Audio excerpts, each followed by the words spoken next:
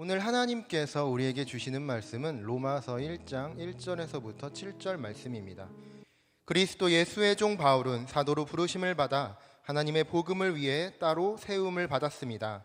그 복음은 하나님께서 예언자들을 통해 성경에 미리 약속하신 것으로 하나님의 아들에 관한 것입니다. 그분은 육신으로는 다윗의 후손으로 나셨고 성결의 영으로는 죽은 자들 가운데서 부활해 능력 있는 하나님의 아들로 인정되셨으니 바로 우리 주 예수 그리스도이십니다. 우리가 예수 그리스도를 통해 은혜와 사도직을 받았으니 이는 그분의 이름을 위해 모든 이방 사람들이 믿고 순종하도록 하기 위해서입니다. 여러분 역시 그들 가운데 부르심을 받아 예수 그리스도께 속한 사람들이 됐습니다. 함께 읽겠습니다. 하나님의 사랑을 받고 성도로 부르심을 받은 로마에 있는 모든 사람에게 하나님 우리 아버지와 주 예수 그리스도로부터 은혜와 평강이 있기를 빕니다. 아멘. 여러분이 잘 아시는 신학자 깔뱅은 오늘 우리가 함께 본 로마서를 이렇게 표현했습니다. 모든 성경은 로마서에 비추어서 이해되어야 한다. 모든 성경의 가장 기준이 되는 복음, 그 복음을 가장 잘 설명하는 것이 로마서이기 때문에 그 로마서를 기준으로 모든 성경을 이해해야 한다라는 이야기입니다. 실제로 로마서는요, 성경의 진리인 구원, 그리고 그 구원의 내용이 가장 명확하게 드러난 성경입니다. 그렇다면 로마서는 왜 이렇게 복음에 대해서 그리고 그 구원의 증거에 대해서 명확하게 우리에게 이야기를 하고 있는가?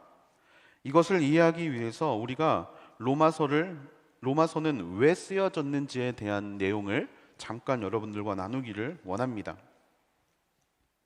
우리가 잘 알다시피 사도행전에 나오는 크리스천 박해, 스데반의 죽음으로 인하여 촉발된 이 크리스천의 박해들은 또 그 이전부터 있었던 박해들은 여러 흩어진 유대인들을 만들게 됩니다.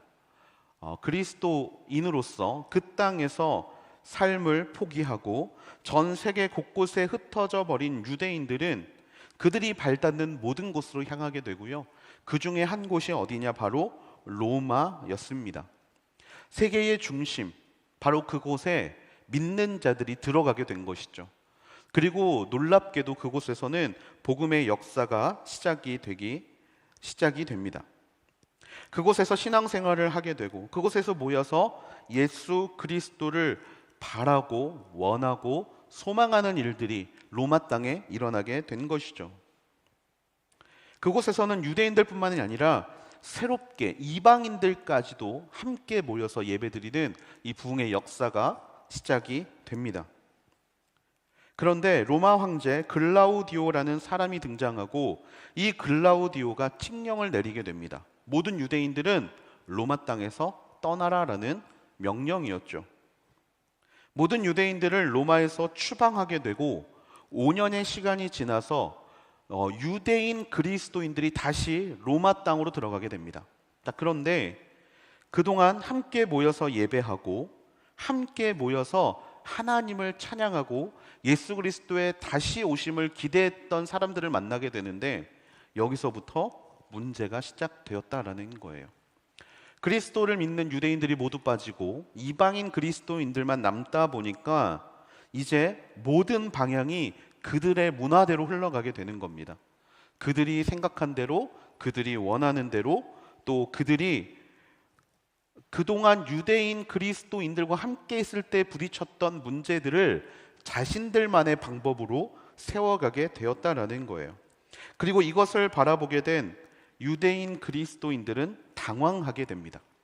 모든 것이 달라져 있었어요. 교회에 대한 문화가 모든 것이 달라져 있었던 겁니다. 그리고 이런 문화의 차이는 결국 분열을 불러오게 되는 거죠. 이렇게 하는 것이 맞다라고 생각했던 유대인 그리스도인들에게 너무나 자유로웠던 로마인들의 방식은 맞지 않았습니다. 대표적으로 안식일을 지키는 문제도 그렇고요. 할례를 받는 문제도 그렇고요. 제사 음식을 먹는 문제도 그렇습니다. 여러 가지의 문제들이 부딪히게 되고 서로 이해할 수가 없게 되는, 정확히 말하면 이해하고 싶지 않은 이 서로의 갈등, 이로 인해 교회가 분열이 되는 상황 속에서 그 이야기를 들은 바울은 로마인들에게 편지를 쓰기로 결정하고 바로 로마서라는 편지를 쓰게 됐다라는 겁니다. 로마 교회는요, 바울이 세운 교회가 아닙니다. 다른 기타 갈라디아 교회, 에베소 교회, 우리가 잘 알고 있는 여러 서신서를 쓰게 된 계기와는 조금 다르게 어떻게 보면 세계의 중심이라고 불릴 수 있고, 어떻게 보면 가장 세상 속에서 소금과 빛의 역할을 감당해야 되는 로마 교회의 어려움에 대해서 바울은 글을 쓰기로 마음을 먹게 됩니다.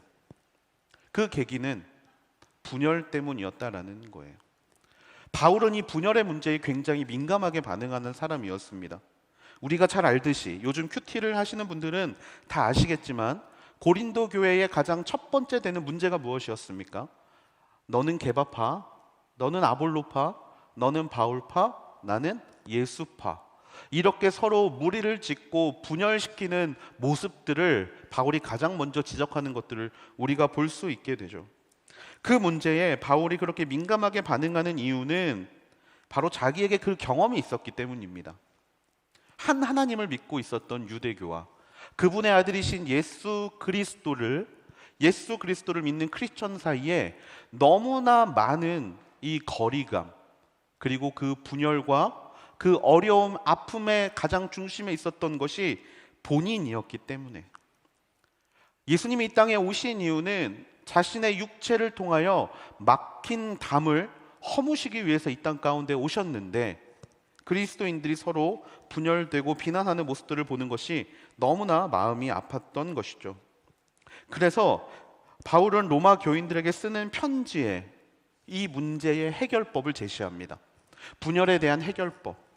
여러분, 분열하면 어떻게 반응해야 될까요? 서로의 이야기를 듣고 서로 중재점을 찾아가면서 타협을 하는 것이 우리가 생각하는 분열을 해결하는 일일지 모르겠습니다. 하지만 바울의 선택은 중재가 아니었습니다. 바울의 선택은 바로 다시 복음으로 돌아가는 것이 바울의 선택이었습니다. 분열의 이유가 무엇이냐면 그 복음에서 멀어졌기 때문에, 하나 되게 하시는 그리스도의 복음에서 멀어졌기 때문에 분열이 생기는 것이다. 진짜 중요한 것은 예수 그리스도인데 그 예수 그리스도가 그들 사이에 없기 때문에 서로의 주장을 이야기를 하고 서로 판단하고 비난하게 되는 것 아닌가. 그래서 바울은 다시 한번 그들에게 복음을 알려주기를 원했던 것입니다. 여러분, 한 영화를 두세 번 보신 기억이 있을지 모르겠습니다. 유명한 영화들 우리가 보통 두 번, 세 번 영화를 보게 되는데, 같은 영화를 두 번, 세 번 보게 되면 재밌는 것들을 발견하게 돼요. 첫 번째 봤을 때는 보지 못했던 것들이 보이기 시작합니다. 대사에서 복선을 발견하게 되고, 또 뒤 배경에서 그 전에는 몰랐던 감독의 숨겨진 의도들을 발견하게 돼요. 두 번, 세 번 영화를 보면 볼수록 그 영화에 대한 이해와 또 그 영화에 대한 나의 생각이 더욱더 깊어지는 것들을 우리는 많이 경험합니다. 비록 이러한 영화들과 비교할 수 없는 복음이지만, 여러분, 복음을 한 번 경험한 사람과 복음을 두 번, 세 번, 네 번 계속해서 경험하는 사람들의 이 복음의 이해는 전혀 다르다라는 거예요. 복음의 사건이 일회성인 사람들에게는 한 번의 감동, 한 번의 감격, 나를 만나주신 그 한 번의 시간이 가장 중요한 시간이 됩니다. 하지만 한 번 영화를 보고 그 영화에 대한 기억을 잃어버리듯이 그 뜨거웠던 기억을, 그 뜨거웠던 만남의 시간을 잊어버리게 되죠. 하지만 그 복음이 두 번 들려지고 세 번 들려지고 네 번 들려지고, 그렇게 매일 복음으로 사는 사람들에게 나타나는 특징은 무엇입니까? 희미해진 하나님이 아니라 너무나 명확해지고 너무나 또렷해지고 너무나 깊이를 가지고 있는 그 예수님의 말씀을 기억하게 되고 경험하게 된다라는 사실입니다. 그래서 분열된 로마 교회에 바울은 다시 그 복음을 전하기를 원했습니다. 다시 한번 그들이 복음을 듣고 복음을 매일 경험한다라면 분열의 문제가 해결될 수 있다라는 것에 대한 확실한 믿음이 있었던 것이죠. 그래서 결국 로마서에가 복음의 깊이가 있는 이유는 바로 이러한 이유 때문입니다. 다시 복음으로, 복음을 아는 사람들에게 그 복음의 깊이를 이야기하고, 복음을 알고 있다라고 생각하는 사람들에게 그 복음의 더욱더 넓음을 이해시키기 위해서 바울의 신학이 점점 무르익어 가는 순간 복음에 대한 다시 그 깊이를 경험하게 하기 위한 이 바울의 시도가 바로 로마서라는 결과로 나타나게 되었습니다. 그래서 그 편지를 읽는 우리, 오늘날 그 편지를 읽는 우리에게 로마서는 다시금 우리의 인생을 복음으로 되돌리고 다시 한번 그 복음의 깊이를 경험하게 하게 될 줄로 믿습니다. 여러분, 우리는 한 번 복음을 경험한 사람들입니다. 그렇다고 해서 그 한 번의 경험이 우리 인생 전체의 복음을 다 설명해 주지 못합니다.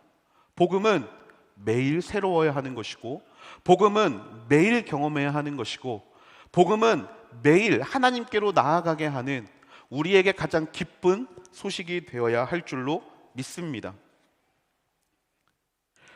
그렇게 우리는 매일 복음을 경험해야 함에도 불구하고 이 땅에 살면서 복음을 매일 경험하지 못하죠. 희미해져 갑니다. 마치 과거에 있었던 한 순간의 일처럼 복음이 우리에게 희미해져 버린 이 상황 속에서 우리에게 가장 필요한 것은 무엇입니까? 복음입니다. 복음. 그래서 다시 복음으로 돌아가기 위해서, 다시 그 복음 안에 있는 하나님의 역사와 은혜를 충만하게 느끼기 위해서 오늘부터 1년 동안 우리가 로마서 전체를 함께 보기를 원합니다. 우리가 이 로마서를 통하여 다시 동일하게 복된 소식이 들려올 때 우리가 그 시간에 더욱더 하나님의 깊이와 넓이와 나를 사랑하심, 바로 이것들을 깨달을 수 있게 되기를 주님의 이름으로 축복합니다. 이 복음으로의 부르심을 우리가 따라가는 이 시작점에서 우리가 복음이란 무엇인가 다시 한번 이야기하기를 원합니다. 오늘 본문 2절과 4절 말씀입니다. 우리 같이 한번 한 목소리로 말씀을 읽겠습니다. 시작. 그 복음은 하나님께서 예언자들을 통해 성경에 미리 약속하신 것으로 하나님의 아들에 관한 것입니다. 그분은 육신으로는 다윗의 후손으로 나셨고 성결의 영으로는 죽은 자들 가운데서 부활의 능력 있는 하나님의 아들로 인정되셨으니 바로 우리 주 예수 그리스도이십니다. 아멘. 여러분, 이 복음이라는 단어를 잠깐 설명하기를 원하는데, 복음은 우리나라 말로 한자로 복된 소리입니다. 복된 소리. 실제로 복음의 원어는 유앙겔리온이라는 헬라어인데요, 좋은이라는 뜻을 가진 유라는 단어와 전령이라는 뜻을 가진 앙겔로이가 합성된 단어입니다. 좋은, 전령. 이게 어원이 어떻게 되냐면요, 전쟁에서 승리한 왕은 자신의 나라에 전령을 보내게 되죠. 여러분 잘 아시는 전령의 대표가 마라톤 전쟁에서 42.195km라고 이야기하는 그 거리를 달려가서 승리의 소식을 외친 사람, 바로 그 사람이 전령의 대표 이야기입니다. 좋은 소식, 우리나라가 전쟁에서 승리했다.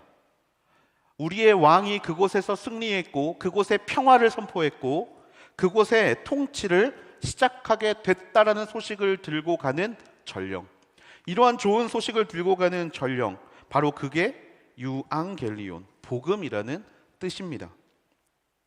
이것이 우리에게 가져다 준 좋은 소식이 바로 무엇입니까? 바로 죄로 인해서 죽을 수밖에 없는 저와 여러분을, 결과가 정해져 있는 인생을 살아갈 수밖에 없는 저와 여러분을 하나님께서 살리셨다라는 소식이죠. 죄인이어서 하나님과 원수가 된 우리들을 하나님이 다시금 살려주셨다. 그래서 우리는 영원한 생명을 누릴 수 있게 되었다. 더 이상 죄의 종이 아니라 하나님의 통치 안에 들어가는 하나님의 자녀가 되었다라는 소식이 바로 복된 소식입니다. 우리의 미래가 바뀌었다라는 소식, 우리에게 소망이 생겼다라는 소식, 이것이 바로 복음이죠. 그리고 이 복음은 어느 날 갑자기 주어진 것이 아니라고 성경은 이야기하고 있습니다. 2절 말씀에 보면 예언자들을 통해 성경에 미리 약속하신 것이라고 표현되어 있습니다. 이 이야기는 우리에게 어떤 희망을 줍니까? 우리가 복음을 받을 만한 사람이기 때문에 받은 것이 아니라는 거죠. 이미 태초부터 하나님이 저와 여러분이라는 사람을 만들기 이전부터 성경을 통해 예언자들을 통해 미리 약속하신 것이 복음이다. 자격이 있어서 받는 것이 아니라 누구에게나 주는 기쁜 소식. 하나님을 바라보는 모든 사람들, 그 누구에게나 하나님이 주시는 특별한 소식이 바로 복음이라는 것이죠. 전적으로 하나님의 은혜로 그분의 예정하심으로 인하여 준비된 소식이라는 사실입니다. 그리고 마지막으로 이 복음의 핵심은 바로 누굽니까? 3절 말씀에 나오는 하나님의 아들입니다. 하나님께서 이 모든 것들을 계획하셨고 값없이 은혜를 주셨고 이것을 누구를 통해 완성하셨는가? 바로 예수 그리스도라는 하나님의 아들을 통해 완성했다라는 것입니다. 그분은 구약에 약속된 대로 다윗의 후손으로 이 땅에 오셨고 죽은 자들 가운데서 부활하심으로 살아나심으로 인하여 하나님의 아들이심을 인정받으신 분이십니다. 자, 이 세 가지를 합쳐서 요한복음은 우리에게 이렇게 이야기를 하고 있죠. 하나님이 이 세상을 사랑하셔서 그 아들이신 독생자를 우리에게 주셔서 멸망하지 않고 영생을 얻게 하신 것, 이것이 바로 바울이 다시 우리에게 알려주고 있는 복음이라는 것입니다. 그리고 이 복음은 우리가 받을 만하기 때문에 주신 것이 아니라 하나님께서 그렇게 결정하셨고 선택하셨기 때문에 누리게 된 사실이라는 것. 여러분, 이것이 바로 복음인 줄로 믿습니다. 이 복음 때문에, 이 복음을 우리에게 전하기 위해서 예수님은 죽음을 선택하셨고 십자가에 달려 돌아가셨고 그 죽으심으로 말미암아 우리를 죄의 종에서 자유하게 하신 줄로 믿습니다. 이 사실을 믿는 자들에게 하나님은 약속을 허락하셨죠. 그리고 그 약속을 믿는 사람들이 누구냐면 바로 저와 여러분이라는 사실입니다. 우리 이 시간 다시 한번 고백하기를 원합니다. 예수 그리스도께서 십자가에서 우리의 죄를 지고 죽으심으로 인하여 우리가 죄의 노예에서 벗어나게 됐음을 여러분 믿으십니까? 아멘. 그리고 그 일을 하나님께서 자격 없이 조건 없이 우리 모두에게 허락하신 것을 여러분 믿으십니까? 아멘. 여러분, 이 복음을 우리가 다시 한번 기억하고 그 복음으로 돌아갈 수 있는 저와 여러분이 되기를 주님의 이름으로 축복합니다. 여러분, 이 이야기에서 가장 중요한 핵심은 무엇일까요? 우리가 그것을 믿는다는 핵심일까요? 우리가 그것을 믿는다는 증거는 무엇입니까? 이 복음이 우리에게 믿어진다라는 증거는 바로 우리에게 있는 감격과 감동인 줄로 믿습니다. 세상 그 누구도 나를 위해 살아주지 않습니다. 세상 누구도 나를 위해 살아주지 않아요. 그런데 나를 위해 목숨을 바치신 분이 있다라는 거예요. 하나님이라는 사실입니다. 하나님. 나에게 어려운 일이 있고 나에게 힘든 일이 있고 나의 마음이 무너지고 생각이 무너지고 나의 인생이 무너지는 순간에 아무리 도와달라고 손을 내밀어도 아무도 나에게 손 내밀어주지 않는 세상 가운데 그럴 만한 자격도 없고 조건도 없지만 하나님께서 우리에게 손 내밀어 주셨다는 사실을 들을 때 여러분, 내 마음에 감동과 위로가 있다는 사실이 바로 내가 하나님을 믿고 있다는 증거인 줄로 믿습니다. 여러분, 우리가 처음 하나님을 만났을 때를 기억해 보십시오. 처음 하나님을 만났을 때, 제가 하나님을 처음 만난 건 중학교 3학년 때였습니다. 내 마음대로 살고 싶어 했던, 바로 우리 때는 그 중2병이라는 이런 말이 없었는데 이상할이 많지 그때는 중2병과 같은 시간들을 보내고 있었던 그 순간에 하나님이 저를 찾아봐 주셨고, 사실 세상에서 너무나 많은 손가락질을 당하고 세상에서 너무 필요 없는 사람이라는 이야기를 많이 듣고 살아가던 그때에 사랑한다라고 말씀해 주신 그 하나님에 대한 감격과 감동의 순간을 항상 기억하려고 노력합니다. 그런데 여러분, 이 말에 어폐가 있는 것을 느끼십니까? 기억하려고 노력한다라는 이 말, 우리의 신앙은 이상할이 많지 기억하려고 노력하는 것 같아요. 그런데 여러분, 이것이 과연 맞느냐라는 겁니다. 기억하려고 노력하는 것이 과연 은혜겠습니까? 이스라엘 백성들이 출애굽을 하면서 그들에게 감격과 감동이 있었던 사건은 무엇이었겠습니까? 바로 만나와 메추라기의 사건이었을 겁니다. 매일 나를 먹이시고 매일 나를 채우시는 하나님을 경험하는 사건, 그것과 똑같이 예수님을 만났던, 하나님을 만났던 감동과 감격을 기억하려고 노력하는 인생이 되어서는 안 되고 그것을 매일 경험하는 인생이 되어야 한다라는 거예요. 한마디로 복음은 과거의 어떤 사건에 머물게 되는 순간 우리의 기억을 희미하게 하게 된다라는 겁니다. 그것은 과거의 한 사건이 아니라 바로 매일매일 경험해야 되는 사건, 매 시간 경험해야 되는 사건이 되어야 한다라는 것이죠. 여러분, 이런 경험을 매일 하고 계십니까? 이 경험을 매일 하고 있는 사람들에게는 예수 말고 중요한 것이 없게 되는 줄로 믿습니다. 오직 예수님만 중요하게 되죠. 그 예수님이 주시는 감격과 감동 안에 있는데 다른 어떤 것이 우리에게 기쁨이 되고 감격이 되겠습니까? 우리는 여기에서 문제를 발견해야 된다라는 거예요. 우리 안에 그 감격과 감동이 없다라면 다시 그것을 발견해야 된다라는 겁니다. 발견해야 돼요. 어떻게 그것을 발견하겠습니까? 바로 5절 말씀입니다. 5절 말씀. 우리 같이 한번 5절 말씀을 읽어보겠습니다. 시작.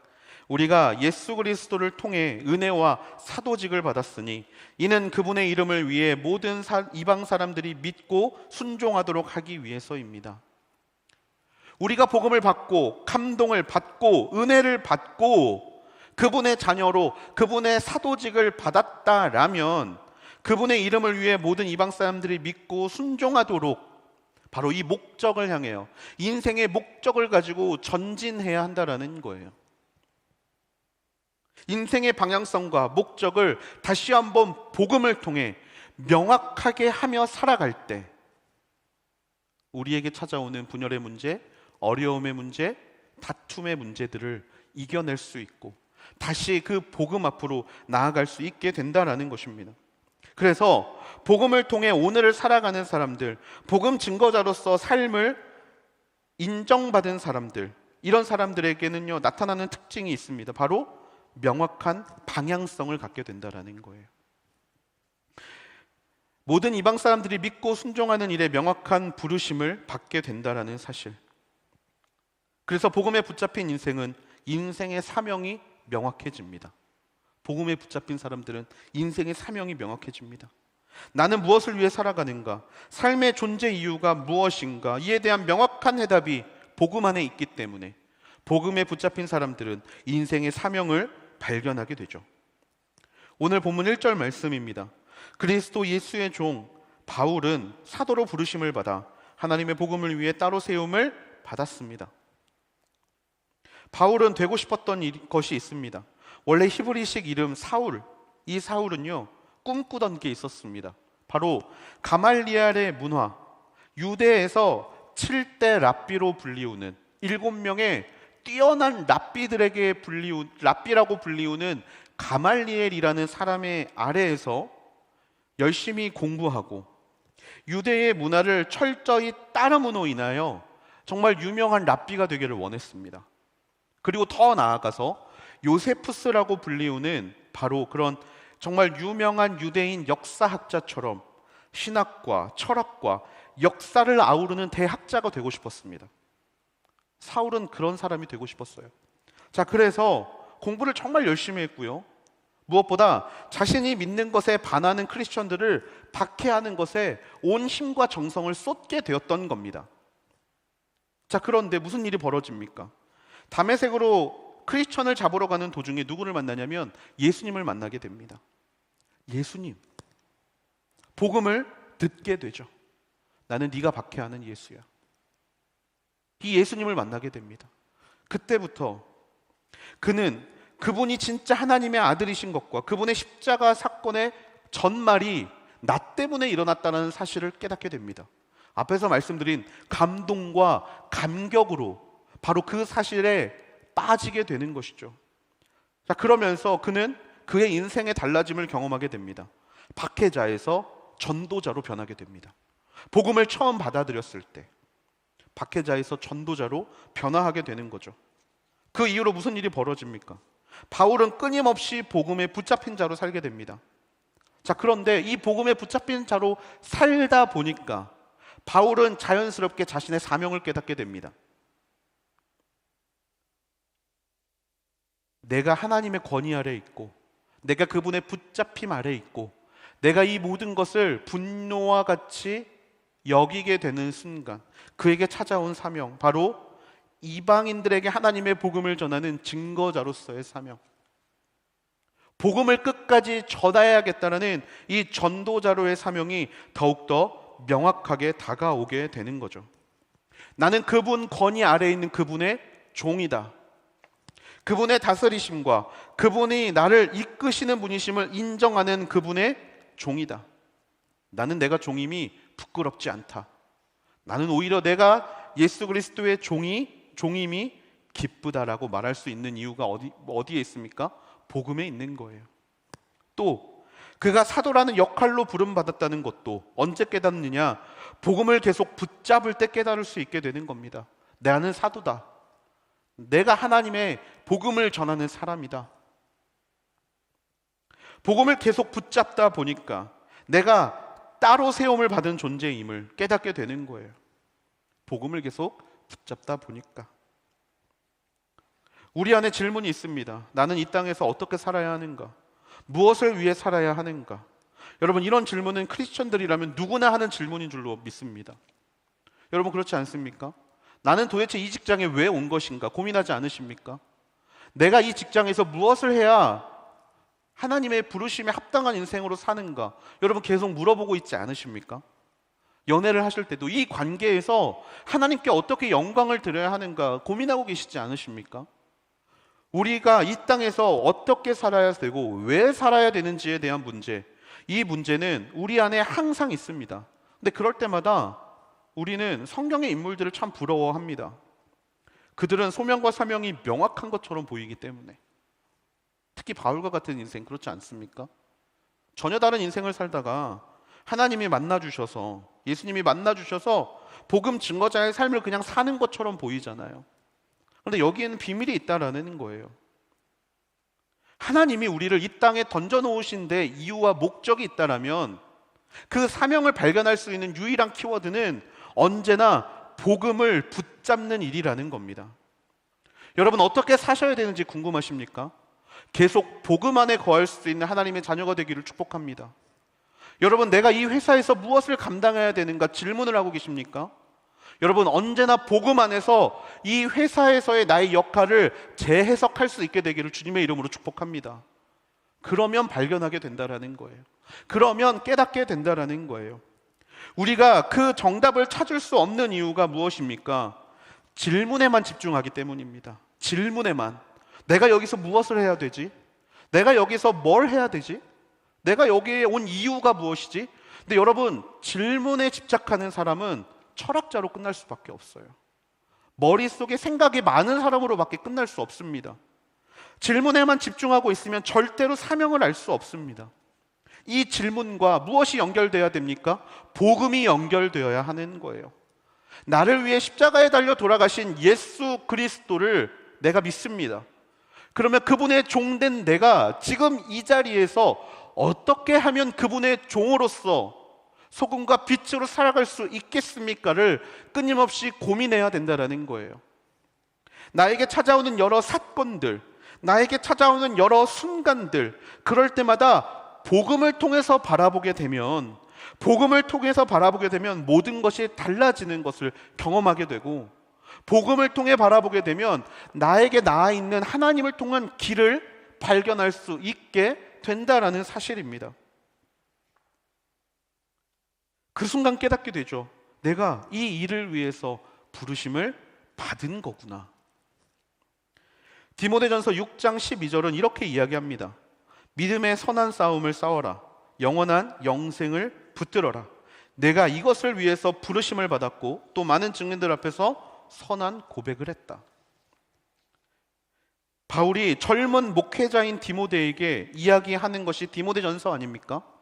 디모데에게 하는 말, 영적인 아버지로서 디모데에게 하는 말, 그에게 부탁하는 것의 핵심이 무엇이냐면 믿음의 선한 싸움을 싸워내라는 거예요. 한마디로 매일 복음을 붙잡는 인생은 무엇이다? 싸움이다라는 겁니다. 싸움, 다른 말로 여기서는 싸움이라고 표현됐지만 정확히 말하면 이 단어의 원어는 전쟁입니다. 여러분, 전쟁이 무엇입니까? 모든 것을 거는 것이 전쟁입니다. 패하게 되면 모든 것을 빼앗겨 버리는 게 전쟁이에요.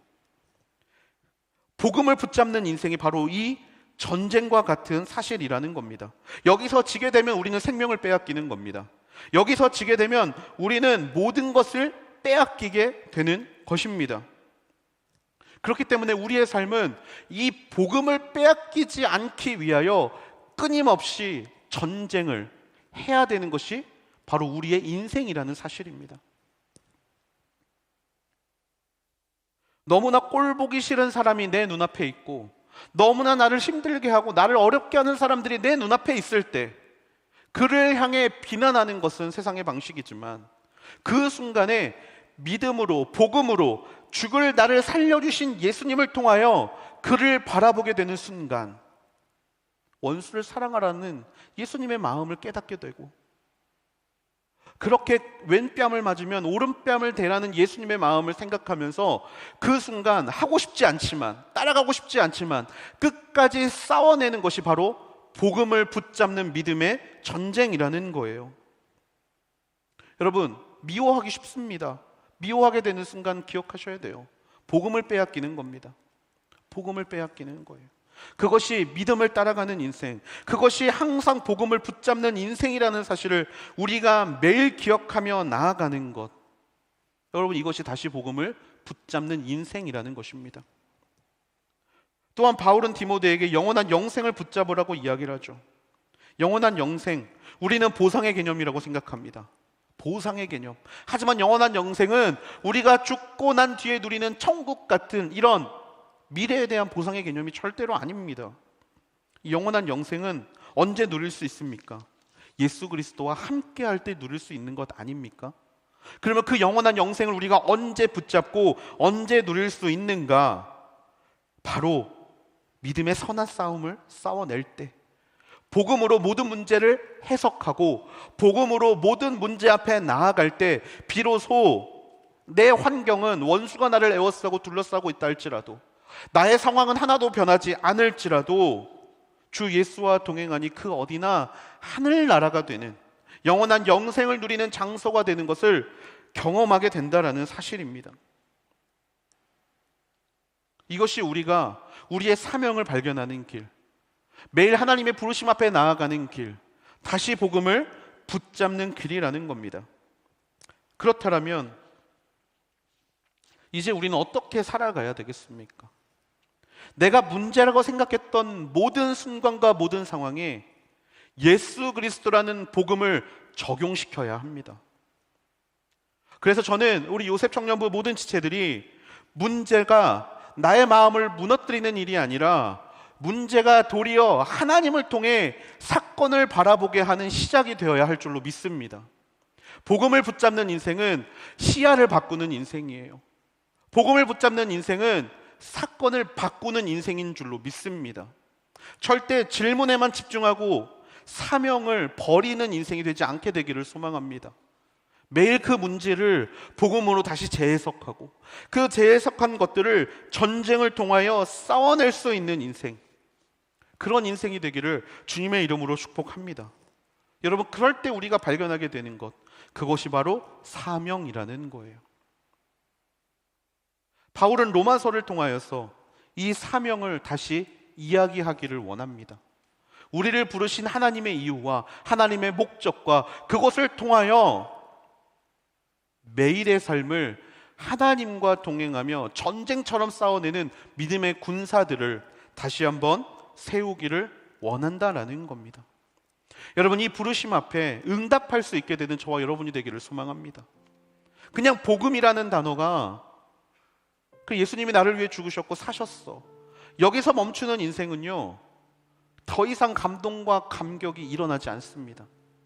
그 감동과 감격을 오늘을 통해 살아내고, 그 감동과 감격을 살아낸과 동시에 우리를 향한 비전으로, 우리를 향한 하나님의 사명으로 이어지는 이 걸음을 걸어가는 것이야말로 매일 복음으로 나아가는 인생, 매일 복음으로 살아가는 인생이 되는 줄로 믿습니다.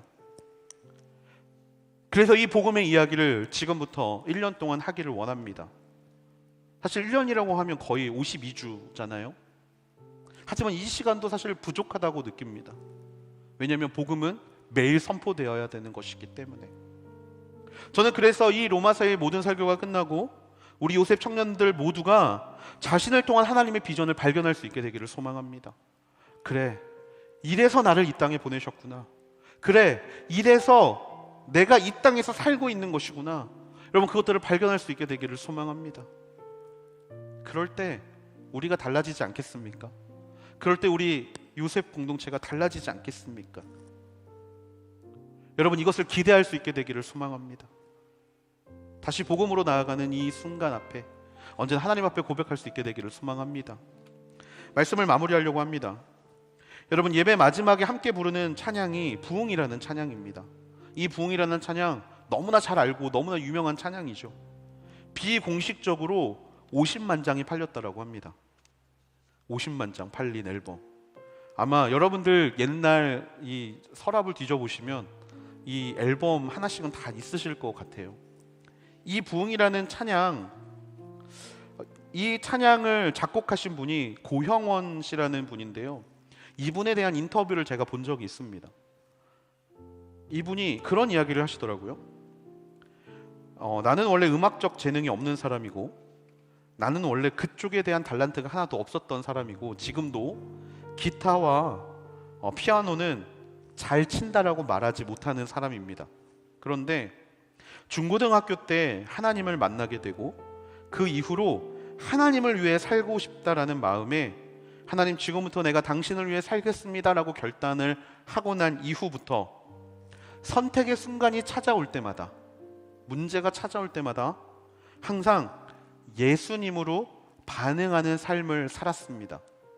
그랬더니 처음 맡게 된 일이 외국 찬양 악보를 따라 그리는 일이었고, 그 다음에 했던 일이 인도자가 없는 곳에서 찬양 인도를 하기 시작했습니다. 이 일을 통하여서 하나님이 내게 주신 비전을 깨달았습니다. 그것은 바로 부흥이라는 찬양, 그리고 그 부흥이라는 찬양을 통하여서 남과 북이 통일이 되고, 모든 곳에서 하나님을 찾는, 하나님을 부르짖는 부르짖음의 소리와 하나님을 찬양하는 찬양의 소리가 이어지는 그날까지 이 사역을 감당하라는 하나님의 부르심을 받게 되었다라는 고백을 들은 적이 있습니다. 여러분, 우리가 살고 있는 오늘 하루는요, 우리의 생각으로 봤을 땐 그냥 흘러가는 하루일지 모릅니다. 하지만 이 하루가 복음의 시선으로 바라보게 된다면 우리를 통하여 무언가 준비시키시는 하나님의 하루가 될 줄로 믿습니다. 이 하루가 쌓여서 하나님은 우리를 통해 이루실 일들을 준비하고 계시는 줄로 믿습니다. 의미 없는 사람들은 아무도 없습니다. 복음과 멀어져 있는 사람들은 아무도 없습니다. 다만 우리가 생각하지 못할 뿐입니다. 지금부터 다시 매일의 삶을 복음으로 연결시키고 하나님이 우리를 부르시는 이유와 목적을 발견하는 여정 가운데 우리가 들어갈 텐데, 여러분, 그때마다 예수 그리스도를 끝까지 붙잡을 수 있게 되기를 주님의 이름으로 축복합니다.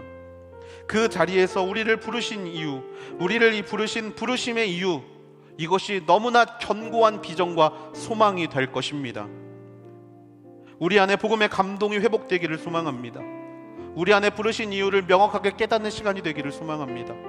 그것을 통하여서 진짜 복음을 깨닫고 경험하고 그 깊이와 넓이를 체험할 수 있는 믿음의 시간이 되기를 주님의 이름으로 축복합니다. 우리 시간에 함께 하나님 앞에 기도하며 나아가기를 원합니다. 우리 시간 하나님 앞에 기도하며 나아갈 때 먼저 이렇게 기도하기를 원합니다.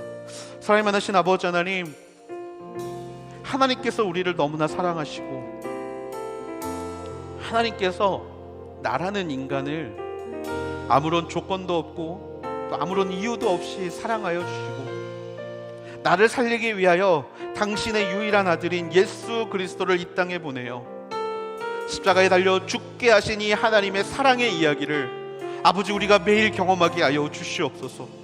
매일 그 감동과 감사와 찬양이 넘치는 인생으로 살아갈 수 있는 인생들이 되게 하여 주시옵소서. 아버지 과거에 한 번 경험했던 인생에서 머무는 것이 아니라 아버지 매일 그런 감동과 감격 속에서 살아갈 수 있는 아버지 그런 믿음의 자녀들이 되게 하여 주시옵소서. 매일 복음 앞에 나아갑니다. 매 순간 그 복음 앞에 나아갑니다. 우리의 모든 눈을 나의 생각이 지배하는 것이 아니라 하나님의 복음이 지배하는 눈으로 살기를 원하고 나의 마음이 내 생각으로 붙잡혀 있는 마음이 아니라 하나님의 그 복음으로 붙잡혀 있는 인생을 살아갈 수 있게 되는 믿음의 자녀들이 되게 하여 주시옵소서. 그 매일의 복음의 부르심 앞에 이 시간 결단하며 나아가기를 원합니다. 이 시간 그렇게 결단하기를 원하는 사람들, 매일 복음의 감격을 경험하기를 원하시는 분들, 이 시간 두 손 들고 주여 한번 부르짖고 그 복음의 인생을 살기를 원한다고, 그 복음을 경험하고 매일 고백하는 인생이 되기를 원한다고 이 시간 함께 하나님 앞에 기도하며 나아가기를 원합니다. 이 시간 두 손 들고 주여 한번 부르짖고 기도하며 나아가시겠습니다. 주여